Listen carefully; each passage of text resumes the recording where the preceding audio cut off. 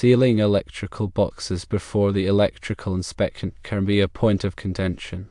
The building inspector might want the boxes sealed before they approve the framing and mechanical work, while you might prefer to wait until the electrical inspector has signed off on the wiring.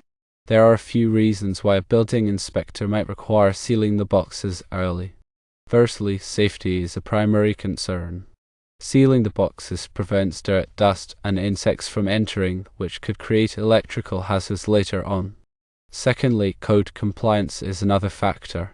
Some building codes require electrical boxes to be sealed before framing inspections to ensure that the proper boxes have been installed and that they are secure. Thirdly, framing obstructions can be an issue. If the boxes are not sealed, framing components may obstruct them, making it difficult to complete the electrical work later on. Several options are available for sealing the boxes temporarily. Firstly, you could install temporary blank cover plates over the boxes. This effectively seals them while still allowing access for the electrical inspector. Secondly, you could apply a thin bead of caulk around the edge of the boxes. This is another way to create a seal, but it may be more difficult to remove later. Communication is key to resolving this issue.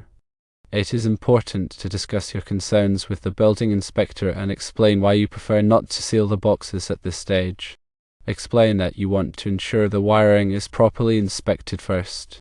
Express your concerns about potential obstructions if framing is done before the electrical inspection. If possible, offer alternative solutions, such as installing temporary blank cover plates.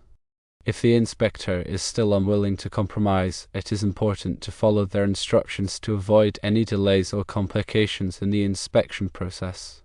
There are a few additional considerations to keep in mind. Firstly, make sure to use the correct type of boxes for the location and application.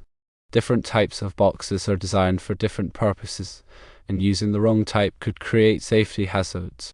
Secondly, ensure that the boxes are securely mounted and level. This will help to prevent them from being damaged or dislodged during the construction process. Thirdly, take care not to damage the wire insulation when installing the boxes. Damaged insulation can create electrical hazards. Finally, ensure that the boxes remain accessible for future maintenance or repairs. Do not bury them behind walls or ceilings.